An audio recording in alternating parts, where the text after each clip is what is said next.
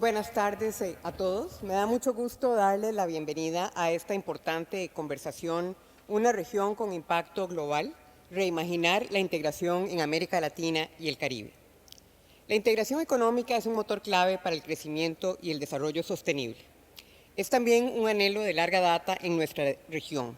Ya lo decía Felipe Herrera, el primer presidente del BID, en 1962, y abro comillas, la integración regional subyace en la raíz de nuestros estados modernos, persiste como fuerza vital y realidad profunda. Y hay buenas razones para ello. América Latina y el Caribe comparte desafíos, fronteras, recursos y oportunidades económicas. Y juntos podemos escalar soluciones, ampliar mercados para atraer inversión y combinar recursos para lograr un mayor impacto. La integración también es fundamental para fortalecer la resiliencia y el intercambio de conocimiento, asegurando que estemos mejor preparados para el futuro.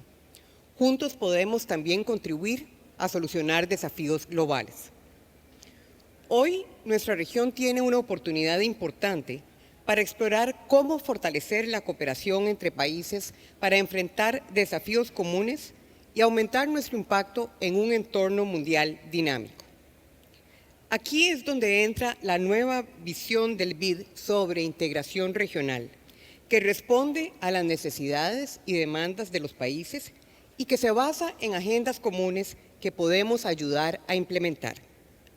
Esta visión presenta un enfoque pragmático que parte de los esfuerzos ya existentes y busca nuevas maneras de fomentar la colaboración y abrir oportunidades. Es una integración flexible, centrada en prioridades compartidas, con la participación de países clave y la adaptación de soluciones a los contextos locales, reconociendo la diversidad económica, geográfica e institucional en la región. ¿Por qué es esto importante? Con 660 millones de personas y un ingreso per cápita promedio de $10,000, América Latina y el Caribe ofrece un espacio económico de alto potencial. Ha habido avances en la integración, pero subsisten desafíos importantes.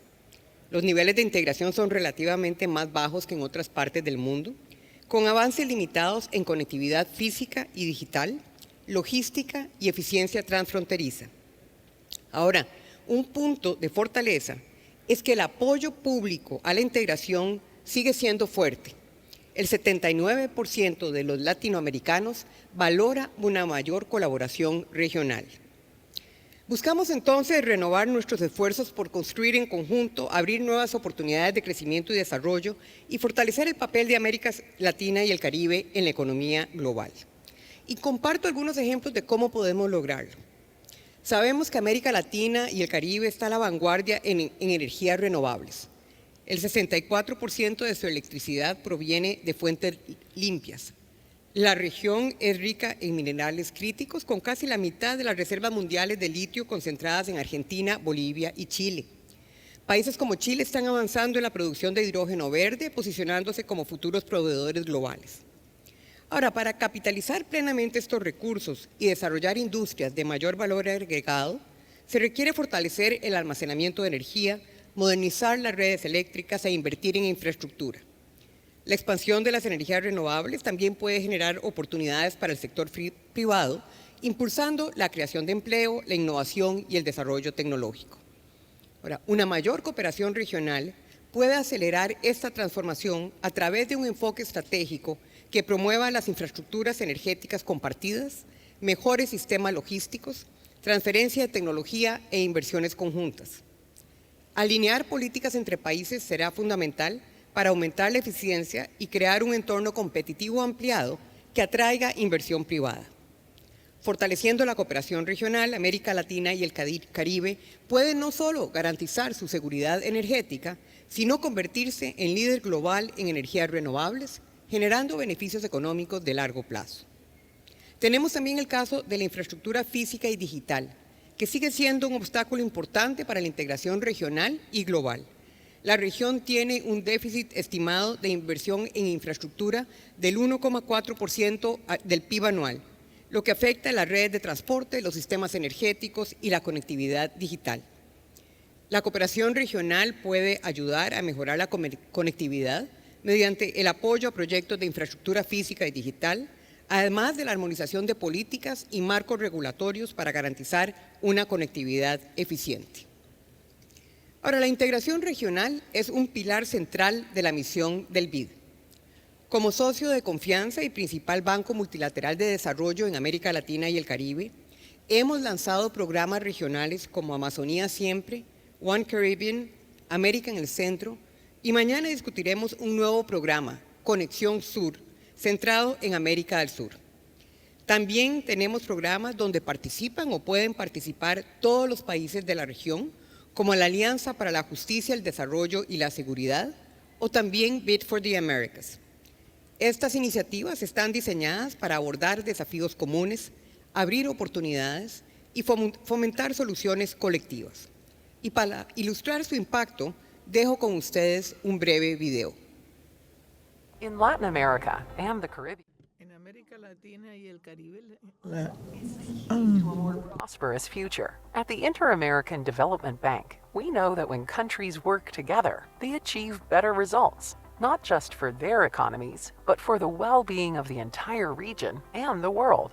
That's why we strengthen partnerships, mobilize resources, and develop joint solutions that connect markets, drive growth, and improve people's lives. To address the most pressing challenges and seize new opportunities, we're advancing regional programs designed to enhance cooperation, support the private sector, expand scale, and generate impact. The Amazon, a place of global natural capital, is at risk. At the same time, its rich biodiversity offers immense opportunities for the region's sustainable development. Through Amazonia Forever, we join forces with the governments of the region, the private sector, donors, and local communities to protect this unique ecosystem. The future of the Amazon is the future of the region and the world. The Caribbean is resilient, but it faces challenges that no country can tackle alone. Natural disasters, economic vulnerabilities, and security issues require joint responses. With One Caribbean, we work with governments, the private sector, and international partners to strengthen resilience and create new economic opportunities. Together, we are building a stronger Caribbean. Central America, Panama, and the Dominican Republic share a history of cooperation and a desire for greater integration and growth. With América en el Centro, we promote initiatives to achieve greater economic growth, opportunities for the youth, resilience, and better governance. Because greater integration means more opportunities for millions of people. We're moving forward with a new program to boost connectivity among South American countries, a historic challenge that has limited their economic growth. South Connection will focus on developing strategic routes that improve connectivity and trade, reduce transportation costs, and generate jobs and economic benefits for all. Alongside these 4 programs, the IDB is leading 2 key regional initiatives. The Alliance for Security, Justice, and Development, which brings together countries and strategic partners from across the region to address organized crime. And Bid for the Americas, which aims to strengthen economic ties and expand business opportunities between Latin America, the Caribbean, and global markets in North America, Europe, and Asia. At the IDB, we know that by collaborating in areas of common interest, we create more opportunities, drive growth, and strengthen our region. The future of Latin America and the Caribbean lies in integration and cooperation, and with every step, we are making it a reality.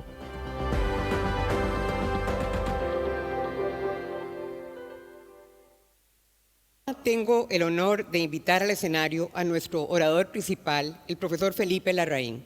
El profesor Larraín es una de las voces más influyentes en economía en América Latina, profesor titular en la Pontificia Universidad Católica de Chile y director del Centro Latinoamericano de Políticas Económicas y Sociales, CLAPES.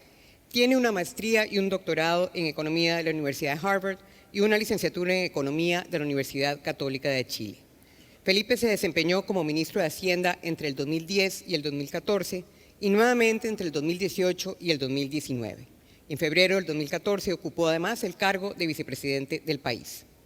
Con su profundo conocimiento de la región y su experiencia tanto en la academia como en el gobierno, el profesor Larraín nos compartirá su visión sobre este nuevo enfoque de integración regional. Felipe, bienvenido.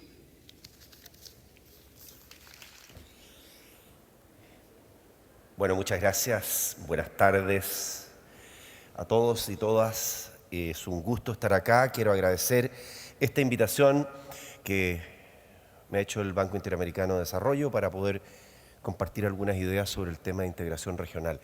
Y yo quiero decir que estoy muy de acuerdo con el planteamiento de fondo que hacía Anabel, y es parte de lo que voy a tratar de comentar en esta intervención. Luego tendremos oportunidad de hacerlo en el panel, y decir que estamos viviendo en un momento donde tenemos algunos riesgos globales que son bastante fuertes.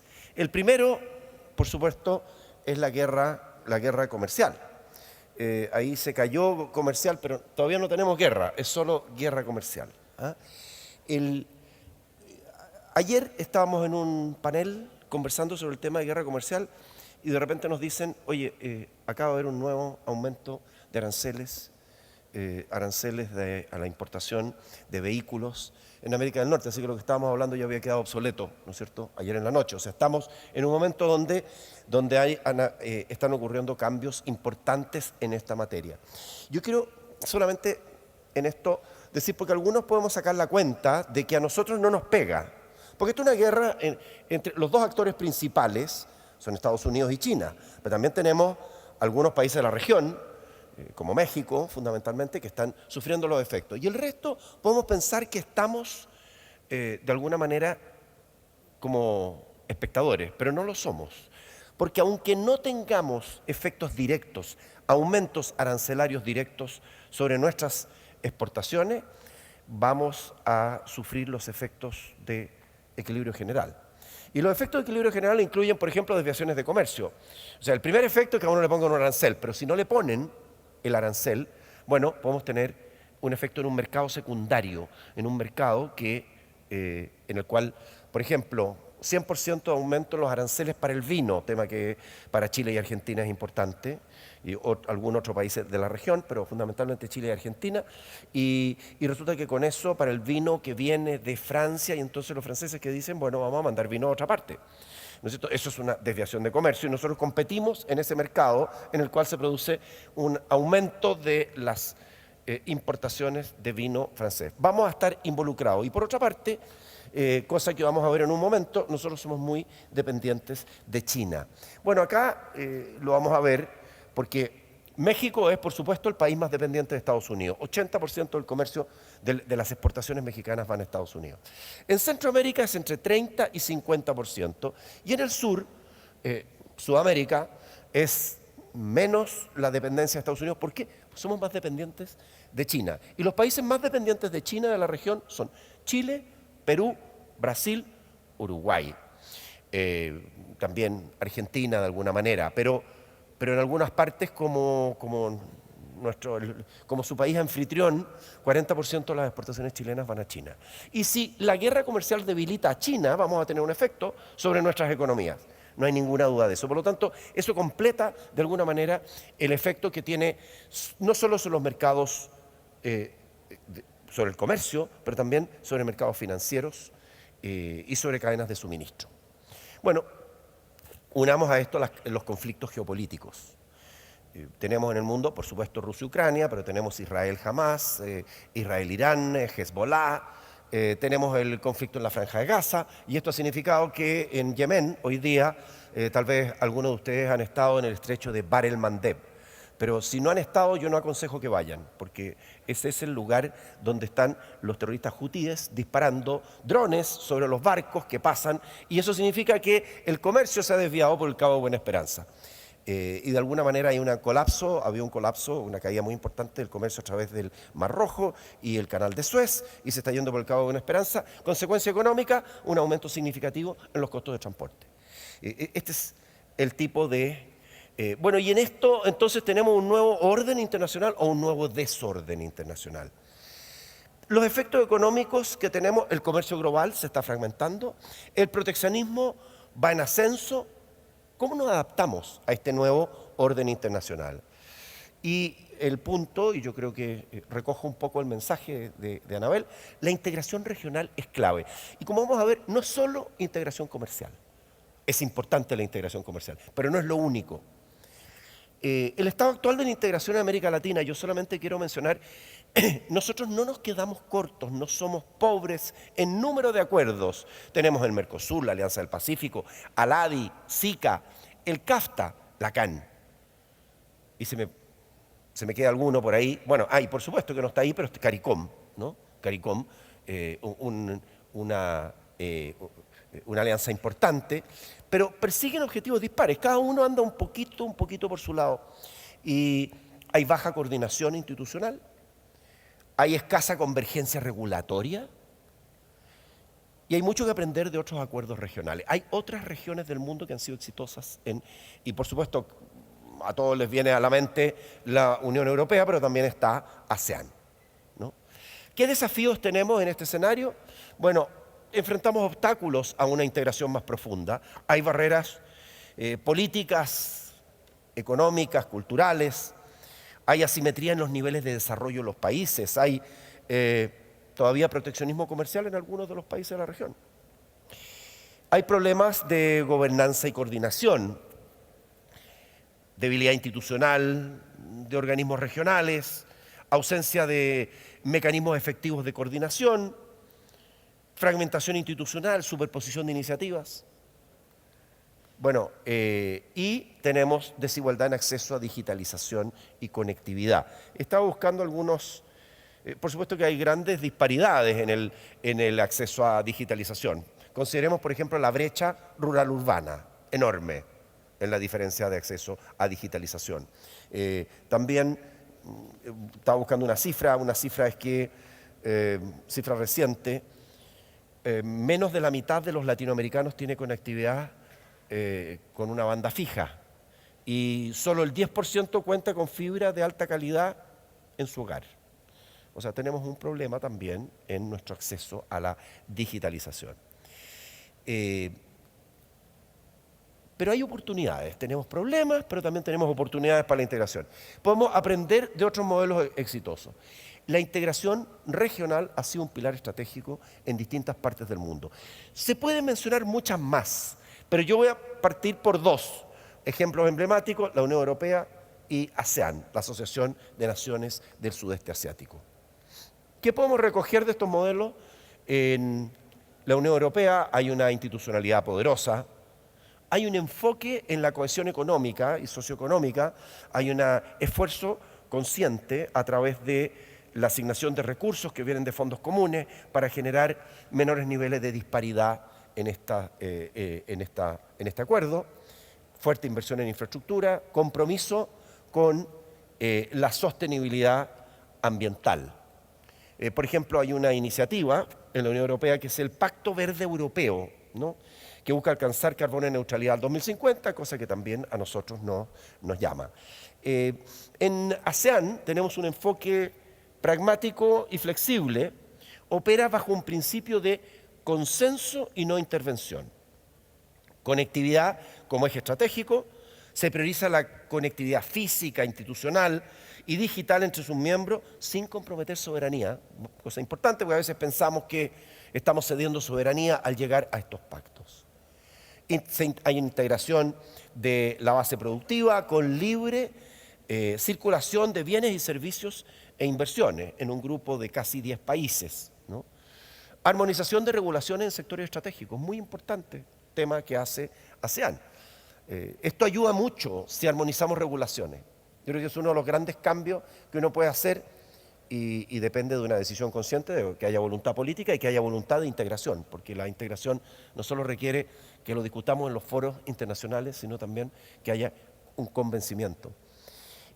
Acuerdos comunes con socios comerciales externos, por ejemplo, con la Asociación Económica Integral Regional, el RCEP, por sus siglas en inglés.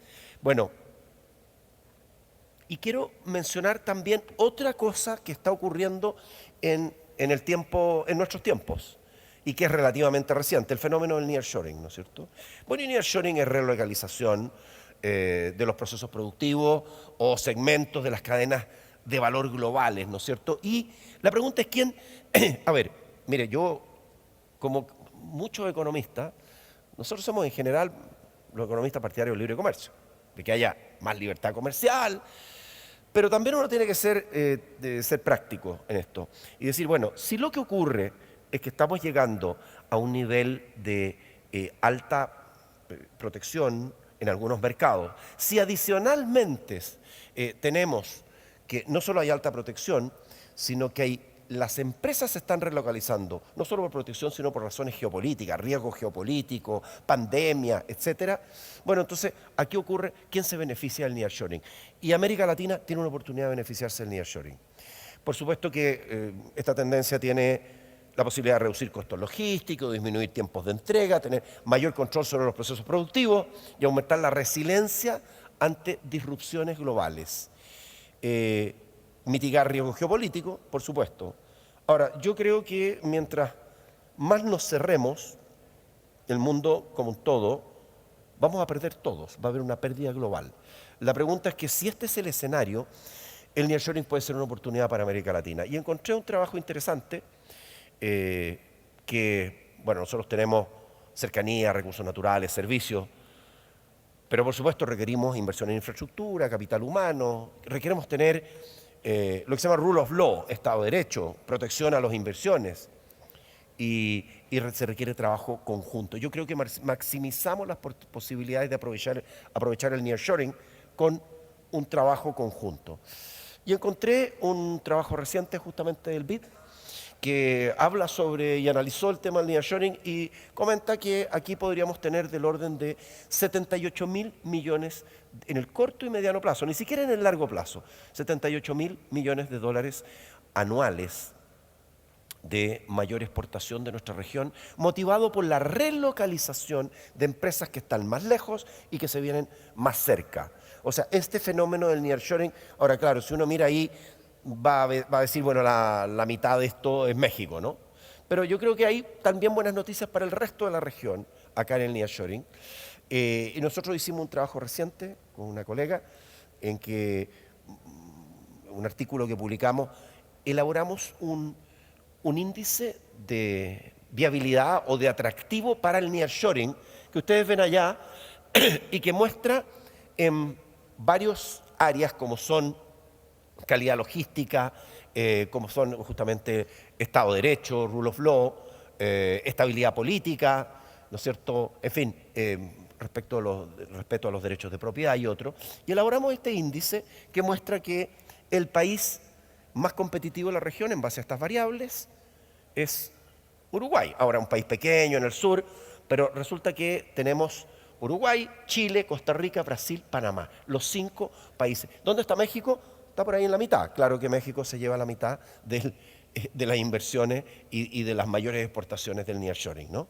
Bueno, aquí tenemos otro y con esto voy terminando, avanzando hacia una integración efectiva en la región. ¿Qué podemos hacer concretamente para una integración regional efectiva? Bueno, priorizar acuerdos multilaterales efectivos, avanzar en convergencia en los principales bloques económicos de la región, o sea, tratar de converger, no ver cada bloque en sí mismo, sino que empezar relaciones entre acuerdos y evitar la proliferación de acuerdos, fortalecer las instituciones regionales. Tenemos que tener instituciones regionales con más capacidad de regulación y mecanismos supranacionales de coordinación para áreas claves, como por ejemplo infraestructura. Impulsar el desarrollo e integración de la infraestructura a nivel físico como regional. O sea, hay todo un tema de infraestructura de calidad y de integración que es logístico, más allá del comercio. Y por supuesto avanzar en la integración energética. Tenemos una gran oportunidad de avanzar en la integración energética en nuestra región. Las ventajas del libre comercio energético, bueno, pero ahí, y aquí quiero hacer un paréntesis llegando hacia el final, ¿no es cierto?, de la presentación, en que yo creo que el rol de instituciones multilaterales, como el Banco Interamericano de Desarrollo, el BID, es central en promover esta integración, esta profundización. No es que no estemos integrados, pero estamos insuficientemente integrados en las distintas áreas. O sea, tampoco es decir, estamos en cero. No estamos en cero, pero podríamos estar mucho mejor. Aprendamos. La Unión Europea no es replicable en América Latina, pero podemos aprender algunas cosas de ello. ASEAN no es replicable exactamente, pero podemos aprender algunas cosas. Instituciones como el Banco, las dos que están aquí, el BID, la CAF, que están haciendo justamente sus juntas anuales, y que incluso hay coordinación. Yo podría decir que hay bastante coordinación entre las instituciones multilaterales de la región, porque se han venido ambas a Santiago y entiendo que se juntan en otro lugar en la misma fecha el próximo año. Bueno, yo creo que aquí hay un rol, pero el rol tiene que ver también con tener una meta que es compartida, la voluntad política de avanzar hacia allá. Nosotros hemos tomado un compromiso de avanzar hacia el 2050. Muchos países hoy día dicen, bueno, yo voy a ser carbono neutral. Hemos tomado la meta de la carbono neutralidad al año 2050. Y yo me pregunto, ¿por qué no podemos tomar también la meta de crear un mercado, un gran mercado común, un mercado libre, al menos para bienes con integración energética, con integración logística, con mejor infraestructura y conectividad hacia ese año? Plantearnos una meta, la meta tiene que ser ambiciosa, pero factible, y tiene que tener un plazo, porque si no, no hay meta que pueda sobrevivir o ser efectiva. Así que yo creo que nosotros podemos ver la mitad medio vacía del vaso, yo prefiero ver la mitad media llena y todas las oportunidades que tenemos en integración regional. Muchas gracias. Muchas gracias, bienvenidos a nuestros panelistas. Nuevamente, gracias Felipe por tu interesante presentación, muchos temas que dan mucho para la discusión y que creo los estaremos abordando acá en el panel. Les recuerdo a nuestro auditorio que tenemos un código QR que aparecerá en la pantalla para que puedan canalizar sus preguntas al panel en seguimiento a nuestra conversación. Me gustaría empezar con Patricia. You have held many... Tú has ocupado muchos cargos de liderazgo durante toda tu carrera y uno de ellos es que desempeña un papel clave como presidente del Grupo de Tarea de Facilitación del Comercio en Jamaica, lo que contribuye con la perspectiva del sector privado para guiar los esfuerzos de integración regional. ¿Podrías compartir con nosotros por qué la facilitación del comercio es esencial para los negocios en el Caribe y cuáles son las 3 prioridades clave para cooperación regional en este rubro, a tu parecer? Muchas gracias, Anabel. Buenas tardes a todos. Creo que todos saben que el Caribe es una serie de islas pequeñas que son sin litoral. Nos gusta hablar sin litoral, pero nosotros estamos rodeadas del mar y por lo tanto la conectividad es algo crítico para nosotros, ya sea que estemos hablando de mar o aire. Evidentemente tenemos que tener ese nivel de conectividad y ya que somos pequeños, también tenemos pequeñas economías y por lo tanto los costos son más elevados. La facilitación del comercio, por lo tanto, es de importancia crítica si habremos de ser más eficientes y más eficaces. Así es que creo que cuando vemos cómo está la situación hoy por hoy, es subóptima. No es donde debiésemos estar si realmente queremos ser de vanguardia. Por ejemplo, en Jamaica tenemos 20 dependencias en la frontera y en un país desarrollado normalmente tendría 1 o 2. Así es que se imaginarán la confusión que sucede en cuanto a las prioridades que se están fijando y el tipo de gestión de riesgos que debe uno tener para poder impedir el tipo de demoras que tenemos con otorgar permisos, etcétera. Para mí, las cuestiones de importancia crítica son inversión en el comercio digital, logística, así como alineación de políticas regionales. Esos son los 3 temas críticos y lo tomaremos uno por uno. En la actualidad tenemos a 6 países de 14 en total que tienen ventanillas únicas electrónicas y tenemos otros 4 que están en el proceso de colocar esas ventanillas únicas electrónicas. Y tenemos una ambición de tener una sola ventanilla única electrónica que reuniría el nivel de conectividad para todos en el Caribe. La gestión de riesgos automática de importancia crítica, si habremos de hecho a obtener la eficiencia que necesitamos. Y algo que es importante es que con todas las diferentes dependencias que uno tiene, tenemos que tener una plataforma de gestión de riesgos compartida. Y eso, de hecho, bajaría el nivel de intervenciones, porque en la actualidad lo que sucede es que en ocasiones tenemos 3 o 4 dependencias, organismos que de hecho van a ver y a inspeccionar, mientras que ya tenemos a nuestro servicio de aduanas que es automatizado. Tenemos esta ineficiencia que se da porque tenemos estas otras dependencias que no participan.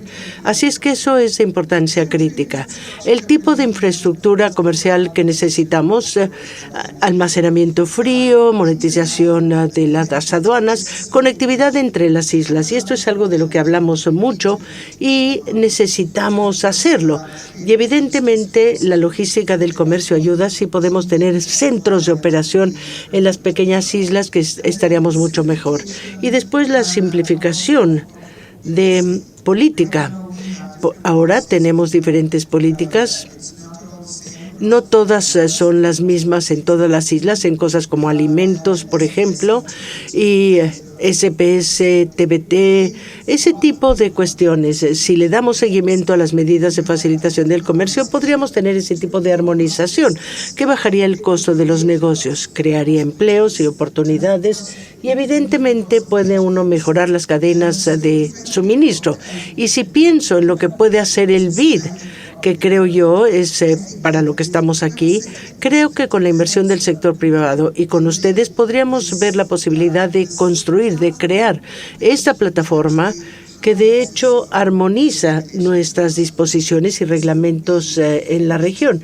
Y eso sería enorme, sería algo que realmente sería de importancia crítica. Y creo también que evidentemente necesitamos liderazgo político. Me da gusto ver que mi ministro está sentado aquí en esta sala y está escuchando todas estas conversaciones aquí y es un líder en la región. Así es que reunir a la región, lograr reunirla para que podamos tener ese tipo de armonización es verdaderamente importante. Y de eso podríamos entonces ver un cambio exponencial en cómo funciona el Caribe. Muchas gracias, Patricia. Cuando te escucho y pienso tantas oportunidades para que podamos seguir trabajando juntos bajo la paraguas del programa One Caribbean, precisamente donde todos estos temas promueven el comercio, la armonización, los temas regulatorios son de importancia crítica. Muchas gracias por tus comentarios. Ahora, Bernardo, me gustaría preguntarte, como líder empresarial chileno y referente del sector privado en nuestra región, ¿por qué considera que la integración regional es clave para el desarrollo empresarial? ¿Y qué medidas cree que son prioritarias para fortalecerla y expandirla de manera efectiva? Bueno, muchas gracias por la invitación, Anabel, al BID. Bienvenidos a Chile. Mira, la región tiene oportunidades enormes. Aquí se han mencionado, ¿no es cierto?, en sus recursos naturales. Me refiero a minerales críticos, litio, cobre y otros. Me refiero, ¿no es cierto?, a energías renovables, tú lo mencionaste, Anabel. Me refiero también a la producción de todo tipo de embalajes, packaging, en base a la fibra natural de nuestras plantaciones forestales. Me refiero al hidrógeno verde, me refiero a ofrecer, por ejemplo, el real estate para instalar data centers, real estate con servicios de energía, etcétera, etcétera, etcétera. Entonces, las oportunidades son enormes. Y como decía Felipe, además, en esas oportunidades también la región puede posicionarse bien con las demandas de nearshoring que se presentan desde Norteamérica. Por lo tanto, las oportunidades son enormes. Y no solamente de desarrollar estos sectores exportadores, más proyectos de inversión en todos estos sectores que mencioné, sino que también generar en torno a nuestras principales industrias ecosistemas de innovación, de servicios, de tecnología. Muchas veces uno ve los emprendedores de nuestra región haciendo muchas cosas súper interesantes, pero pocas veces los ve, ¿no es cierto?, en torno a nuestras industrias exportadoras de recursos naturales, como si hubiera una oposición entre exportar recursos naturales, ¿no es cierto?, y la innovación y el emprendimiento. Entonces también hay una oportunidad ahí, o sea, desarrollar proyectos de inversión, desarrollar ecosistemas de innovación, tecnología, servicios en torno a nuestras industrias exportadoras. Y lamentablemente esto no está ocurriendo a la velocidad que demanda el mundo. Estas son cosas demandadas por el mundo, son demandadas por Norteamérica, dado el nearshoring, y sin embargo no estamos invirtiendo en todos estos sectores a la velocidad que se requiere. Y uno se pregunta por qué, y aquí viene un poco el valor de la integración y qué tipo de integración. Yo creo que podemos debatir mucho sobre lo que se puede hacer desde el punto de vista de la gestión privada de las empresas, por así decirlo, las empresas del fondo individualmente. Podemos debatir mucho sobre lo mucho más que se puede hacer en términos de colaboración público-privada. Sin embargo, creo firmemente que una restricción que tiene el continente para desplegar esta oportunidad es ciertas fallas institucionales y regulatorias que están, por así decirlo, restringiendo la frontera de posibilidades. Los economistas siempre hablan de que uno se puede mover desde un punto dentro de la frontera hacia la frontera, y eso básicamente es gestión, innovación, emprendimiento, colaboración, pero cuando tú estás pegado a la frontera por restricciones regulatorias, creo que es importante enfrentar los cambios regulatorios que se requieren. En temas de institucionalidad medioambiental, que es el principal filtro por donde pasa la inversión institucional, que toma mucho tiempo, que hay mucha discrecionalidad, y eso no va a permitir, ¿no es cierto?, que Chile haga proyectos de litio, que Chile y la región, mineros, en fin, a la velocidad que el mundo demanda. Eso es uno. Segundo, los permisos sectoriales. Hay una multiplicidad de agencias por las cuales tiene que pasear, por así decirlo, un inversionista. Son múltiples ventanillas, no hay una ventanilla única. Para un proyecto de inversión en Chile entiendo que son 500 permisos los que se requieren, y si uno toma, por ejemplo, un proyecto de transmisión que hoy día se está estudiando desde el norte de Chile hacia la zona central, se habla de 5.000 permisos paralelos. Entonces, claramente ese es un segundo factor fundamental. Un tercer tema regulatorio institucional es la cuestión de los instrumentos jurídicos que se requieren para utilizar recursos naturales que son de todos los ciudadanos de los países, digamos. Las minerales, el agua, el fondo marino, el borde costero. Eso requiere un instrumento jurídico que le dé, en el fondo, seguridad jurídica al inversionista. Las concesiones, los derechos de uso, los contratos especiales de operación. Bueno, ahí también hay una cierta precariedad, hay una cierta incertidumbre para el inversionista que tiene que mirar los próximos 20 años para emprender un proyecto minero, digamos. En fin, y finalmente, volviendo al tema de ecosistemas de innovación, creo que hay un rol del Estado. Muchas veces el sector privado somos un poquito escépticos del rol del Estado promoviendo o generando las condiciones para que se generen estos ecosistemas de innovación, de emprendimiento y más en torno a los sectores principales de nuestras economías. Y creo que hay un rol del Estado, hay una intervención del Estado que puede ser inteligente para habilitar el desarrollo de estos.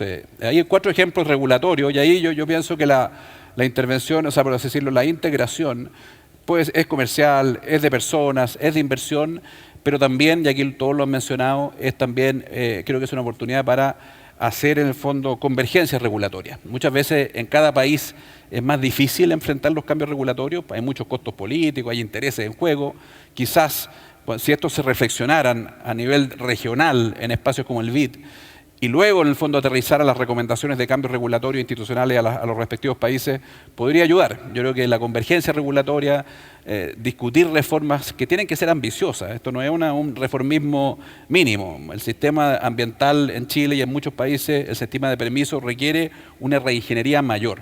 Y creo que ahí en el fondo está el valor de la integración, en integrar miradas públicas, privadas, para discutir y acordar cuáles son las reformas institucionales y regulatorias que requieren nuestros países para desplegar este enorme potencial que tenemos. Muchas gracias, Bernardo. Nuevamente me parece el tema de cómo la divergencia regulatoria fragmenta mercados y eleva costos, ¿no? Y entonces hay allí obviamente una agenda importante desde la perspectiva de la integración, la cooperación regional. Felipe, un tema que mencionaste en tu presentación y que por supuesto es una agenda importante en nuestra región, tiene que ver con la conectividad física y digital, ¿no? Como uno de los desafíos más importantes para profundizar la integración. ¿Qué acciones estratégicas te parece que podrían llevarse a cabo en estas áreas? Bueno, mira, oye, antes que nada, una reflexión. Fíjese que somos un panel de 5 y hay 2 Larraín, estamos sobre representados. Pero no son parientes. Bueno, oye, yo quería también agradecer por tener a mi hermano menor aquí en el panel. No, eso es broma. Pasamos en el tema de conectividad física y digital. Yo creo que, a ver, me da la impresión que hay muchas cosas que uno debería hacer y esto depende y varía de país a país. Y quiero aquí pasar una parte del desafío en que creo que en estas conectividades físicas, interconectividades energéticas, por ejemplo, el rol de una institución como el BID, como la CAF, nuestros bancos de desarrollo regionales. Hay proyectos de interconexión que no ocurren por el riesgo político. No ocurren porque simplemente hoy vamos a hacer una interconexión en estos dos países que han habido algunas diferencias, incluso conflictos armados en el pasado, que lo hacen más complejo. Pero ¿qué pasa si es que ahí interviene en ese proyecto, comparte con crédito o capital, una institución multilateral? Creo que hay un rol ahí y creo que estamos todavía muy en pañales en esta interconexión en América Latina. En interconectarnos por ejemplo, en el tema digital, creo que hay bajos niveles de interconexión. En infraestructura física, hablemos de un ejemplo práctico, esto lo que llamamos la vía, ¿no es cierto?, Atlántico-Pacífico, que pasa por Brasil, que pasa por Paraguay, que pasa por, eventualmente puede pasar por Bolivia, puede pasar por Chile, una vía transnacional. Creo que ahí hay un tema mayor, de poder tener cosas que no ocurren en otros lugares y que tenemos mucho más. Y fíjese que además quiero relacionar esta pregunta con algo que decía Patricia. You mentioned about single windows. Mencionaste las ventanillas únicas. Sobre todo el tema de tener ventanillas únicas, no solo a nivel nacional, sino a nivel regional. Ayuda muchísimo. Yo me recuerdo porque dentro de todos estos grandes acuerdos, a mí me tocó estar en la fundación de la Alianza del Pacífico. Y en la Alianza del Pacífico hablábamos de, cosa que no se ha concretado, pero hablábamos de ventanillas únicas regionales para toda la Alianza del Pacífico. Yo creo que, y el BID ha tenido un rol bastante importante en el tema de ventanillas únicas. No solamente una ventanilla única a nivel de un país es muy importante. Nosotros lo implementamos aquí en el primer gobierno del presidente Piñera. Partimos con las ventanillas únicas. Pero nosotros en esa época lo llamábamos con otro nombre, lo llamábamos CISEX, Sistema Interconectado de Comercio Exterior, CISEX. Pero ese CISEX existe, pero de ahí a pensar en una nueva etapa, lo que significa que las ventanillas únicas de los países conversen entre sí. Me parece muy importante también. Esa es un área de oportunidad enorme de trabajo, construyendo sobre la base de lo que mencionabas, que es el apoyo que el BID ha venido dando al desarrollo de las ventanillas únicas, y hay algunos elementos en los que ya se ha avanzado allí. Por ejemplo, hay interconexión en temas de operadores económicos autorizados. Se reconocen los operadores económicos autorizados de distintos países, pero hay un potencial para avanzar mucho más. Y bueno, tomo nota, ¿no? Tomo nota porque creo que son ideas bien importantes. Anabel, y solo para un punto final, para dejarlo así como, a ver si hay oportunidad para comentarlo, interconexión y integración financiera. Sí, también, claro. Integración, hay algunos, hoy día tenemos las bolsas de comercio aquí entre Colombia, Perú, Chile, que están integradas en el MILA. Sí, ¿no es cierto? Recuerdo el mercado integrado latinoamericano. Hay muchísimo que hacer en interconexión financiera, que es una interconexión que no hemos comentado. Es así. O sea, el potencial es grande, el potencial de trabajo es grande en esta área. Rora, I want to turn to you. Y ahora quiero pasar a ti porque los socios no regionales desempeñan un papel crucial para poder ayudar a los países de América Latina y el Caribe a fortalecer su resiliencia económica, enfrentar los desafíos y movilizar recursos a escala. Qatar, a través del Fondo de Qatar para el Desarrollo, cada vez más ha sido más activo en apoyar el comercio, la inversión y el desarrollo económico a nivel mundial. En el caso específico de América Latina y el Caribe, ¿cómo puede su interacción en la región ampliarse? Muchas gracias por la pregunta. El Fondo de Qatar para el Desarrollo tiene actores no regionales como nosotros que desempeñan un papel muy importante. No como para utilizarlo como una solución que prescriba todo, sino como un colaborador y conductor, viendo América Latina, impulsando la prosperidad compartida y también permitiendo la resiliencia.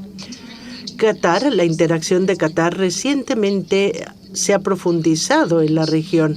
Y de hecho, uno de los ejemplos más robustos que podemos compartir el día de hoy es el Fondo para el Desarrollo, que se une con el Instituto de Desarrollo Mundial. Empezamos a trabajar con 6 países del Caribe para poder ayudar a las empresas MIPYMES a centrarse en la resiliencia al clima y desarrollo económico y las oportunidades que estos ofrecen y promover la innovación. Qatar realmente está comprometido para poder abordar las metas de desarrollo sostenible, así como abordar desafíos como cambio climático, los ODS y aquello que trasciende fronteras en calidad y otros aspectos. Y hay 5 áreas clave en las que Qatar está explorando para centrarse en ellas, especialmente en América Latina y el Caribe. Y habré de ilustrarles las mismas. Uno de ellos es escalar la resiliencia al clima e innovación verde.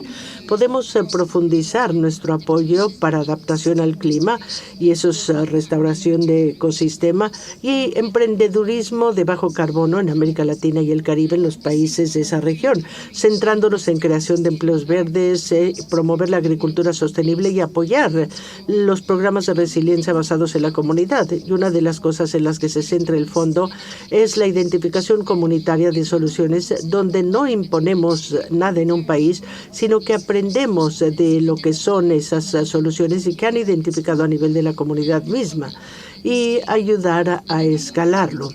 Otras oportunidades en las que podríamos centrarnos es el fortalecimiento de la integración económica regional. Y aquí, como hemos visto a nivel mundial, la integración no solamente es una característica, y me centro aquí, como lo han hecho mis colegas, concentrándonos en nuestra propia conectividad.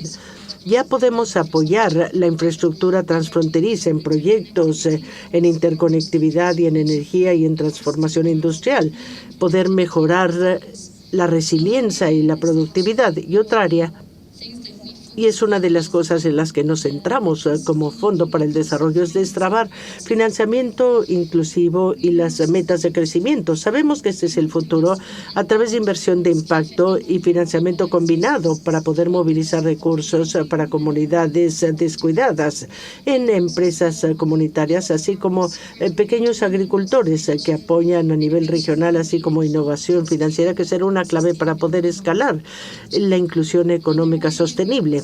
Otra área a la que nos referimos también es promover el intercambio de conocimiento y la cooperación sur-sur.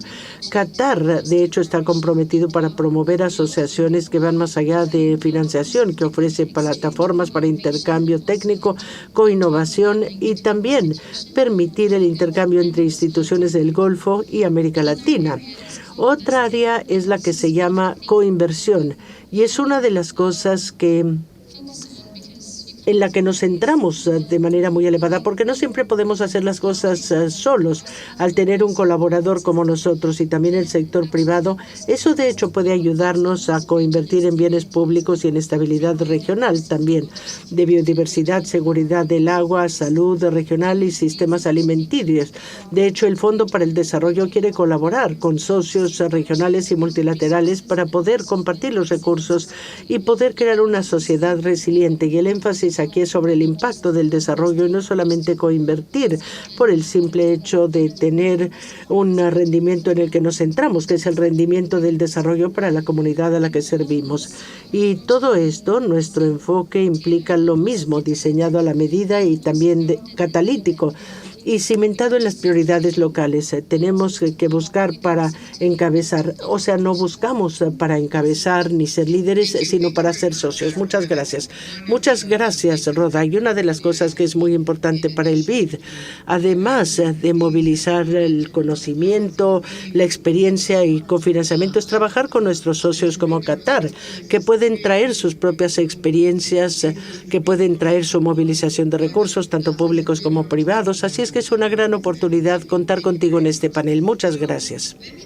Bien, pasemos ahora a Felipe, Bernardo y Patricia y hacerles una pregunta rápida a los tres, porque ya tenemos algunas preguntas que hemos recibido del público a las que pasaré en un momento. Pero quiero preguntarles, ¿qué opinan o qué recomendaciones tendrían ustedes para mejorar la colaboración público-privada para integración económica en toda la región? Porque hemos estado hablando aquí de la importancia de la participación del sector privado en esfuerzos de integración y cómo los esfuerzos de integración pueden apoyar el desarrollo del sector privado. ¿Qué recomendaciones tendrían ustedes para apoyar la colaboración público-privada? Patricia, ¿quieres ser la primera? Muy bien, gracias. Creo que cuando vemos el desafío que enfrenta nuestro colega, no le llamaremos guerra, también estamos viendo el clima y ese tipo de cuestiones. Realmente tenemos que centrarnos en estos momentos en cosas que de hecho puedan marcar una diferencia para nuestra competitividad. Y veo tres cosas que tenemos ante nosotros.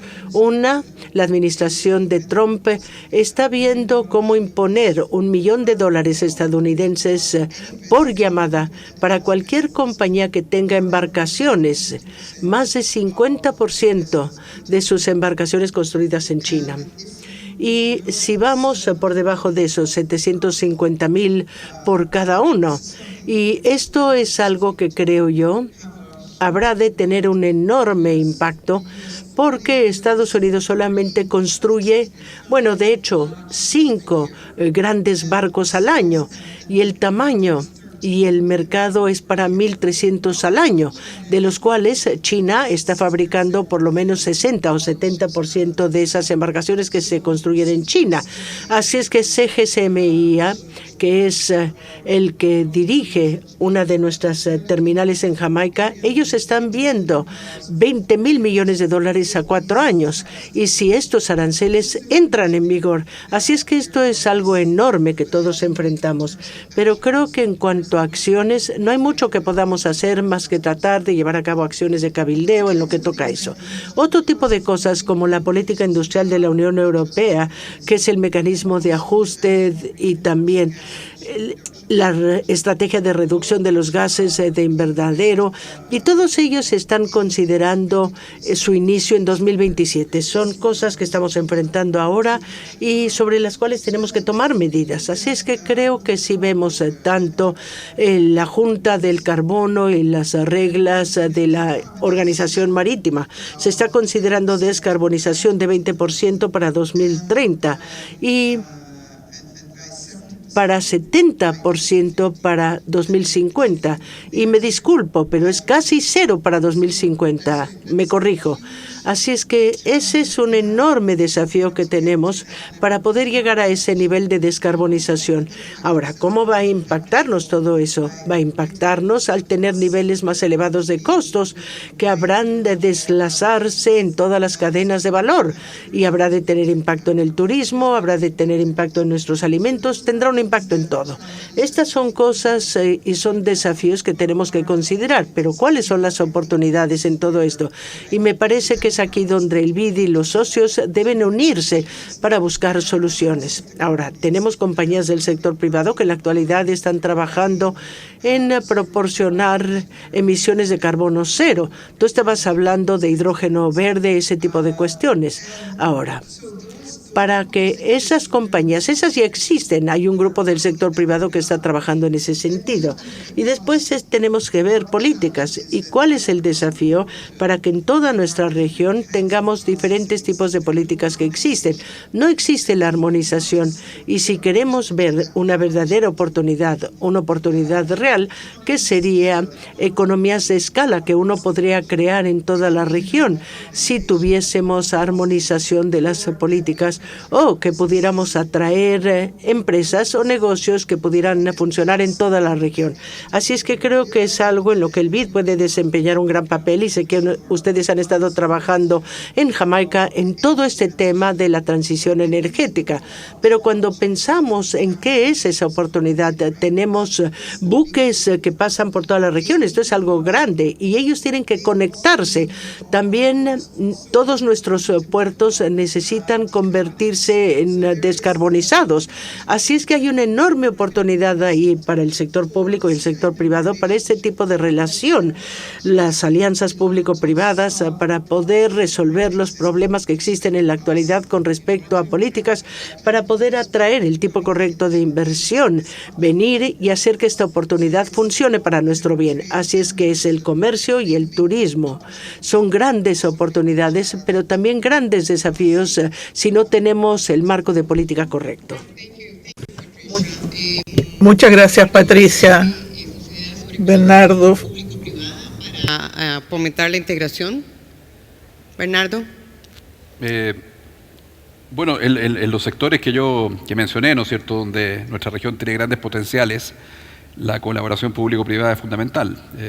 Piensa usted que Chile tiene las principales reservas de litio del mundo y, bueno, para eso requiere, ¿no es cierto?, un instrumento que le dé estabilidad a largo plazo para extraer ese litio. Puede ser una concesión, puede ser un contrato especial de operación, en fin, pero el punto es que el Estado aporta ahí, ¿no es cierto?, el instrumento jurídico que le dé estabilidad para, en el fondo, que el privado pueda invertir cientos de millones de dólares en un proyecto de litio. No sé, tenemos en el norte de Chile el 70% de la tierra es propiedad del Estado. En el norte, un lugar bastante deshabitado, ¿no es cierto?, donde además es donde está nuestro principal potencial energético, energía solar, energía eólica. Están las principales potenciales mineros, hay una costa donde se puede desalar agua. Todos esos enormes potenciales que requieren enormes cantidades de inversión requieren, por supuesto, una colaboración público-privada, porque el Estado tiene que entregar el derecho de uso de agua, el derecho del uso del borde costero. Entonces, lo que quiero decir es que aquí cada actor tiene su parte que contribuir. El privado hace la inversión, toma el riesgo, emprende. Y el Estado, ¿no es cierto?, entrega las condiciones regulatorias para que ese emprendimiento ocurra. Y básicamente muchas veces confundimos, porque el Estado quizás quiere asumir el rol del privado, ¿no es cierto?, emprendiendo, y quizás es mejor que genere las condiciones para que el privado en el fondo emprenda. Y por otra parte, solo un comentario final sobre el rol del BID, lo decía Felipe recién, estas son inversiones de largo plazo que requieren marcos regulatorios y me parece que una plataforma como el BID, neutral, técnica, con ascendiente en los respectivos países, puede ser un buen lugar para, en el fondo, discutir estos cambios regulatorios, este marco normativo que requieren estos grandes proyectos para emprenderse. Así que yo creo que hay una cosa interesante que ayer se anunció, un acuerdo entre la Fundación Chile y BitLab, creo que se llama, Sí. Porque creo que además estas industrias tienen también ese potencial de generar ecosistemas de innovación, de tecnología, de servicios, y ahí también nuevamente la capacidad articuladora de instituciones como el BID puede ser interesante, porque hay que juntar no solamente al Estado y los privados, sino que también un tercer actor fundamental que es la academia. El mundo privado muchas veces en nuestra región no se relaciona tan intensamente con la academia, como uno ve, ¿no es cierto? En el caso, yo estoy en la industria forestal, de papeles, por ejemplo, en Finlandia. Hay una universidad que se llama Aalto, que es como una especie de MIT en Finlandia. Tiene un desarrollo tecnológico y innovación en torno a la industria forestal gigantesco. Y nosotros tenemos una oficina ahí y tenemos una presencia en la universidad. Bueno, sería bueno que en las universidades del norte de Chile hubiera, ¿no es cierto?, una gran presencia de las empresas mineras en el norte, en el sur de Chile, donde está la salmonicultura. Ojalá que fuera mucho más intenso la relación de las universidades con las empresas salmoneras. Entonces, son tres partes los de la colaboración: el Estado, la academia y el sector privado, y creo que plataformas como el BID, la CAF, como decía Felipe, pueden ser lugares muy buenos para hacer ese honest broker que junta a esos tres actores. Gracias Bernardo. Felipe. Sí, Anabel, yo voy a proponer 3 áreas de colaboración, tratando de complementar lo que se ha dicho acá, 3 áreas distintas. Primero, en la integración. Estoy seguro que el sector privado va a responder a la integración, pero hay una parte muy importante que tiene que ser hecha por los gobiernos. Por ejemplo, la armonización de regulaciones.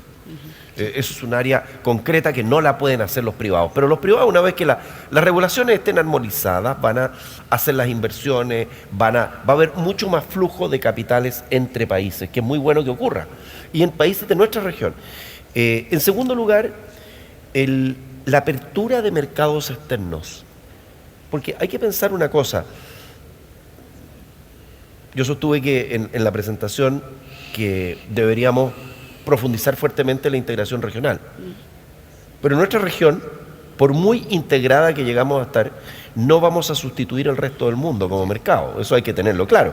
Podemos mitigar, podemos ser más atractivos, pero los grandes socios comerciales en nuestra región están fuera de la región. Eso es un hecho. Entonces, en abrir mercado, y voy a dar un ejemplo concreto. Hoy día Chile, que tiene la red más potente, más mayor de tratados de libre comercio en el mundo, con 65 economías, tenemos un tratado de alcance parcial con India. India tiene, hoy día, el país más poblado del mundo, tiene 1.450 aproximadamente millones de habitantes, está creciendo 2 puntos más que China anualmente, y es un mercado súper cerrado. Entonces, los particulares, el sector privado, estaría encantado y va a encontrar, estoy seguro, socios en India, pero necesita que le abran el mercado. Necesita la apertura del mercado. Entonces, eso no lo pueden hacer los privados. Y una tercera cosa, que voy a plantearlo como una cosa muy específica que no hemos tocado acá, es el rol de las concesiones de obras públicas. Obras públicas que siguen siendo infraestructura pública, pero que se concesiona al sector privado. Nosotros en Chile partimos a comienzos de los años 90 con concesiones de obras públicas y hoy día, 30 años después de que comenzaran, tenemos alrededor de 30.000 millones de dólares en inversiones que se han hecho en concesiones de obras públicas. ¿En qué? En puertos, aeropuertos, autovías urbanas e interurbanas.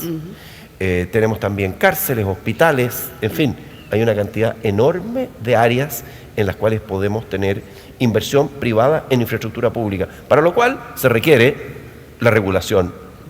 Si no tenemos las regulaciones adecuadas, las leyes adecuadas, ¿no es cierto?, no va a haber inversión en concesiones, y sobre todo si ha habido algún caso por ahí en que de expropiación de una infraestructura o de que se hace bajo determinadas reglas y luego se cambian las reglas. Entonces, creo que ahí hay 3 casos de posible cooperación público-privada. Muy interesante, ¿no? Yo creo que este tema de estabilidad en las reglas del juego, convergencia regulatoria, todo eso es un tema que se repite. Hace un par de días a nuestro presidente Ilan estaba participando en un panel sobre con el Financial Times, y también este tema de la convergencia regulatoria salía, y entonces planteaba, bueno, quizás es momento para que en el BID pensemos también en una iniciativa regional alrededor de este tema específico de convergencia regulatoria. Así que bueno, tal vez estaremos oyendo hablar un poquito más de este tema. Me gustaría traer ahora algunas preguntas del auditorio que hemos recibido. Tenemos a Bruce Sublim de CCB Solutions, que tiene la siguiente pregunta, pienso que quizás para Bernardo. Dice: ¿qué tipo de protocolos de energías deberían priorizarse a través de la cooperación regional para asegurar que los centros de datos sigan operativos y resilientes frente a los shocks externos, tales como los desastres naturales o alteraciones del suministro de energía?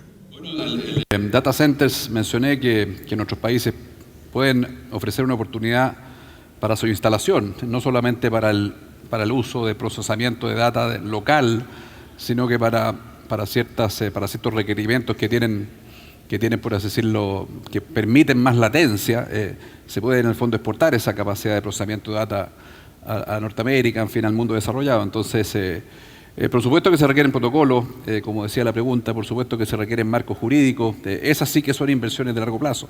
Hoy día la unidad económica mínima, entiendo yo, de un complejo de data centers que están instalando en Norteamérica las grandes empresas tecnológicas son de $10.000 millones, $15.000 millones, y requieren muchas piezas, requieren el real estate, requieren el suministro de energía renovable, eventualmente agua desalada para enfriar el data center, y todas estas piezas tienen que estar conectadas, tiene que haber un cierto marco, una especie de contrato con el Estado respectivo para que esto todo encaje y se mantenga estable por los próximos 20 años, digamos, que es el periodo que se requiere para rentabilizar esa mega inversión, y por supuesto que eso requiere también protocolos de resiliencia, en fin, seguridad, que el sistema eléctrico va a estar siempre disponible. En Chile hace un par de semanas tuvimos un blackout que duró 10 horas. No sé si eso puede ser tolerado por un data center. Después un blackout ocasionado en un punto de la red que generó un blackout en toda la red completa. Entonces probablemente los data centers van a tener que requerir tener sistemas de energía, por así decirlo, autónomos, no conectados a la red.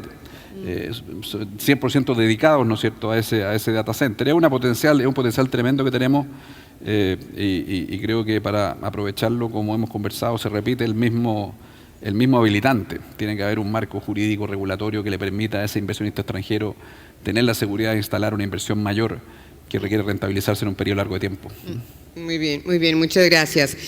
Tenemos también una pregunta que me parece bastante interesante sobre cómo se podría fortalecer una mayor integración entre el Caribe, por una parte, y América Latina, por otra parte, para que se fomente una mayor exportación de bienes y servicios entre las dos regiones. So maybe I'll turn over to you. Así es que, Patricia, le voy a dar la palabra a usted porque sé que usted ha trabajado en estos temas por largo tiempo. Bueno, la última vez que estuve en Chile, estuve aquí como presidenta de JANPRO y estuve negociando con personas en Chile y también en Perú para traer productos frescos por mar a Jamaica, donde nosotros los procesábamos y los preparábamos para los supermercados, porque nosotros teníamos aviones que tenían la posibilidad de hacer transferencias a Europa. Tenía sentido entonces traer productos desde aquí a Jamaica por mar, porque teníamos una conexión por mar y porque teníamos después la capacidad aérea, podíamos llevar esos productos a los supermercados y en esos momentos teníamos Air Jamaica y teníamos toda la bahía de Montego con todas las necesidades cubiertas ahí, aviones enormes con mucho espacio disponible. Eso es algo que negociamos en ese momento y funcionó durante un tiempo hasta que los precios del petróleo cambiaron y entonces ya pasó a ser bueno para que Chile y Perú lo hicieran solos, puesto que el precio del petróleo había bajado. Pero creo que hay enormes oportunidades cuando analizamos el sector de los servicios, cuando miramos hacia las alteraciones que se están produciendo. Por ejemplo, nosotros en Jamaica estamos pensando acerca de cómo podemos transformarnos en un centro para repuestos o partes de automóviles. Cuando uno mira el comercio que llega a esta parte del mundo, uno ve productos asiáticos que llegan, los repuestos de automóviles son parte de ello, o partes de automóviles, pero cómo se hacen en conjunto estas actividades, cómo se unen. Y estamos mirando cómo disecar el comercio que proviene de Asia hacia esta parte del mundo para ver cómo nosotros podemos establecer una conexión, cómo nosotros podemos aprovechar nuestro puerto y nuestro centro para distribuir más hacia esta región. Así que estamos disecando el comercio mundial y mirándolo de una manera diferente. Una compañía con la que trabajo, denominada White Shell, trabajamos con Brasil y esto ya es un tema diferente. Cuando vemos el café que proviene de Brasil y que va al Medio Oriente, pasa por Europa primero y de ahí va de Europa hacia el Medio Oriente y hacia Asia. Lo que nosotros estamos pensando ahora es ir directo desde Brasil al Medio Oriente y los costos son mucho mejores. Estamos haciendo un cierto nivel de procesamiento en el Medio Oriente y estamos llevando el producto al mercado más barato que pasar por Europa. Cuando uno empieza a disecar el comercio en términos de qué está ocurriendo, hay muchas cosas que ocurren en nuestros mercados tradicionales y si podemos trabajar juntos de tal manera de disecar esos mercados de una manera nueva, analizarlos de una manera nueva, hay cosas que podemos hacer en conjunto, cosas en las que nunca habíamos pensado. Así es que es una innovación, pero también es analizar las cosas desde una perspectiva diferente. ¿Cómo podemos hacer las cosas de una manera diferente? Por cierto, puesto que África es uno de esos lugares que está creciendo, ciertamente y colectivamente podríamos estar viendo cuáles son las posibilidades en África, cómo en conjunto podemos llegar a ese mercado y hacer allí una diferencia. Es un mercado muy abierto hasta donde podemos ver cuando estudiamos las cifras y empezamos a preguntarnos quién está haciendo qué, dónde y cómo podríamos nosotros hacerlo diferente. Muchas gracias, Patricia. Quiero que fuéramos en otra dirección, pero Rhoda, no sé si quisieras agregar algo a la conversación sobre las bases de las asociaciones que tiene Qatar con los países latinoamericanos. Muchas gracias. Qatar, por ejemplo, se centra en identificar las necesidades, oportunidades basadas en las necesidades de los países. Una de las cosas en que tratamos de centrarnos es un análisis. No podemos desplegarlo igual en todos los países. Latinoamérica, para cada país tiene un caso especial y las pequeñas islas coinciden con los LDCs. Hay diferentes áreas, diferentes estados que ofrecen sus propias oportunidades. No puedo comparar, por ejemplo, las necesidades de Belice y de Jamaica. Hay ciertas características que siempre estudiamos. Nos gustaría siempre aportar asistencia de desarrollo y de la manera correcta, de una manera colaborativa y no solo implementando las cosas, porque el fondo, por ejemplo, se centra en colaborar con los socios que conocen el mercado verdaderamente, que conocen el área. Si miramos hacia Latinoamérica, miramos al BID y sus diferentes colaboradores, o la CAF, por ejemplo, y tratamos de identificar a quienes conocen bien el área y que podrían entregar el tipo de asistencia correcta. Muchas gracias. Aquí el tema de integración, entendido mucho como, no sé, intercambio de bienes, servicios, etcétera, entre los países de la región, pero hay también toda una dimensión que es de cooperación entre los países de la región. Y quiero poner el ejemplo de una alianza que lanzamos hace poco en el BID, la Alianza para la Justicia, para la Seguridad, la Justicia y el Desarrollo, que tiene en estos momentos 21 países de la región son parte de la alianza y tiene 3 objetivos fundamentales. Uno, promover la cooperación entre los países de la región en materia de inteligencia. Otra tiene que ver en relación con el fortalecimiento institucional de los países de la región en todos estos temas. Y una tercera dimensión tiene que ver con el apoyo a las comunidades vulnerables para evitar que las personas puedan ser parte del crimen organizado, ¿no? Entonces, todo esto es de una forma en que todos los países de la región, o muchos países de la región, enfrentan este desafío.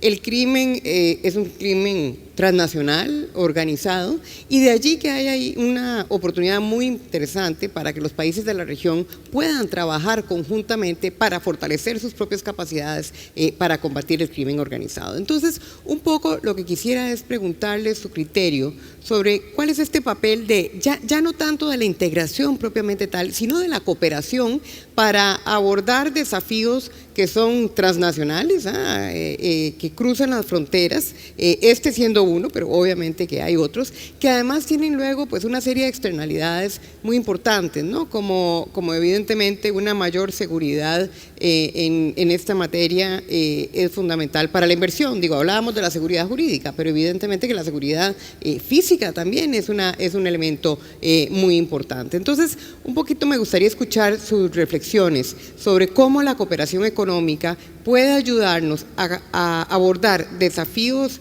regionales, pero que también puedan tener un impacto a nivel global. Y Felipe, no sé si quisieras arrancar. Claro, encantado. Bueno, yo creo que este tema que tú tocas, Anabel, es absolutamente central para nuestros países, el tema de la seguridad. La seguridad personal, no estamos hablando simplemente de la inseguridad expropiatoria, inseguridad del derecho de propiedad, estamos hablando de la seguridad personal. Y el tema del crimen organizado, efectivamente nosotros tenemos que hay hoy día transnacionales hay empresas multinacionales. Los crímenes organizados ya no opera organizado en un país, sino que se organiza y se mueven. Y aquí ocurre lo siguiente, un país se vuelve muy duro y los criminales se mueven al otro país, ¿no es cierto? Entonces, si no hay cooperación en inteligencia, inteligencia es lo mínimo que debería haber de cooperación, pero también entre los sistemas judiciales, ¿no? No solamente la inteligencia de decir, oye, aquí va a estos tipos, no, si los apresamos, extradiciones relativamente rápidas, ¿no? Apoyar, como está ocurriendo en este momento con 3 criminales que vinieron a matar a un oficial venezolano, aparentemente con involucramiento del gobierno venezolano, aquí en Chile. Entonces, creo que el tema del crimen, y para nosotros, solamente para dar una idea, porque yo creo que en cada país es distinto, nosotros en Chile tenemos en este momento algunas de las estadísticas. Voy a mencionar una, el tema de asesinatos por cada 100.000 habitantes, que es una de las más utilizadas. Estamos con 6,2, un poquito sobre 6. Claro, pero hace 10 años atrás teníamos menos de 4. Entonces ha habido un aumento. El nivel es bajo, claro. Un amigo mío de otro país, que no lo voy a indicar, me dice, oye, pero ustedes están súper bien, nosotros somos 40, tenemos 20, 35, 40. Bueno, obviamente eso es enorme. Latinoamérica se ha transformado en algunos indicadores en la región más peligrosa del mundo, a nivel de seguridad personal. El crimen, la delincuencia, nosotros medimos en CLAPES-UC, el centro que tengo el honor de dirigir en la Universidad Católica, medimos el costo del crimen y de la delincuencia y llegamos a identificar alrededor de $7.000 millones anuales, que es un 2,1% del PIB. Ahora, esto es una medida muy conservadora, es un porque hay cosas que no podemos medir. Hay mucha gente que se queda en sus casas en las noches y no quiere salir por temor a que le hagan, como decimos acá, un portonazo, ¿ah? Que es el asalto que ocurre movilizado o cuando uno vuelve a la casa. Entonces yo creo que esto es un tema absolutamente central, la cooperación a distintos niveles en materia de crimen, porque esto es un flagelo que, si además unimos crimen y narcotráfico, tenemos una combinación que es muy complicada. Y como probablemente esta es nuestra última intervención, yo no puedo dejar de decirle a Patricia que en temas de cooperación, tratar de buscar un poco más, yo creo, porque claro, cuando ustedes miran turistas, dicen, bueno, vamos a ir a Estados Unidos, donde están todos los turistas. Para Latinoamérica, tiene grande, para mí, yo soy gran admirador de Jamaica, yo he estado en Blue Mountain, Patricia, soy consumidor de Blue Mountain Coffee y además visito la casa de Bob Marley y allá escucho No Woman, No Cry. Muy bien, muy bien. Pues con eso quisiera más bien utilizar estos últimos minutos que tenemos para pedir a los participantes, a los panelistas, una reflexión final sobre el tema de la cooperación y la integración en América Latina y el Caribe. Y tal vez empiezo, may I start with you, Rora? Puedo partir con usted, Rora, unas últimas ideas sobre este tema. Siempre podemos hacer las cosas solos, pero si encontramos los socios y los colaboradores tendremos más impacto, no solo en el sector público, sino en la colaboración entre el sector público y privado es realmente fundamental. Agradecer este espacio, creo que reflexionar sobre la integración, sobre la colaboración es fundamental. Felipe nombraba en su presentación varios de las plataformas regionales que hay. Yo creo que es bueno darle un reimpulso. Yo tengo más cercanía con la Alianza del Pacífico, fui presidente de SOFOFA, el gremio empresarial chileno, y me tocó presidir varias veces el capítulo empresarial.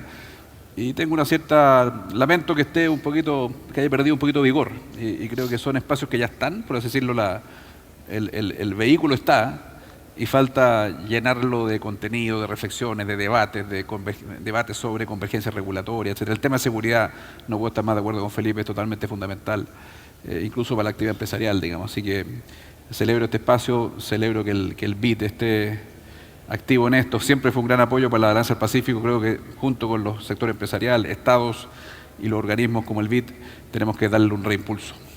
Gracias, Bernardo. Felipe. Sí, yo quiero, bueno, me sumo a los agradecimientos al BID por la invitación y por la posibilidad de discutir este tema tan importante para la región. Y yo propongo lo siguiente, yo propongo que tomemos una meta con un plazo, donde organismos regionales como el BID y la CAF, que están en este momento acá, que están trabajando tan cooperativamente, puedan tomar liderazgo en generar, decir, ok, tal como tomamos el desafío de la carbono neutralidad en 2050, ¿por qué no generamos una convergencia suficiente entre los distintos acuerdos que hay en la región hacia 2050? No vamos a tener ni al 2050 la Unión Europea aquí en Latinoamérica, pero por lo menos haber avanzado en forma significativa y ver definir qué metas y luego hacer ese trabajo tan importante que es un trabajo político, pero yo creo que es político porque se requiere voluntad política, entonces hay que llevarlo al gobierno y entender que este es un desafío transversal, que corta todo el espectro político. Esto no es un tema de izquierda, de derecha, esto es un tema de generar mejor bienestar para los latinoamericanos. Y el último punto que me gustaría hacer, porque tomo el guante que mencionaba Bernardo respecto a la Alianza del Pacífico. A mí me tocó estar en la fundación de la Alianza, que la fundó el presidente Piñera por Chile, y me tocó estar en las primeras reuniones de ministros de Hacienda, y también echo de menos que he perdido mucha fuerza la Alianza del Pacífico. Y yo creo que uno de los temas, y hay que hacer ahí un mea culpa, tenemos que diseñar instituciones que sean resilientes al cambio político, porque a veces cambian los gobiernos, cambian los gobernantes, y tenemos que las instituciones a las cuales le hemos dedicado mucho pierden dinamismo. Por un tiempo la Alianza del Pacífico fue la institución más dinámica de América Latina en materia de integración, la que más avanzaba, y hoy día mi impresión es que está bastante aletargada.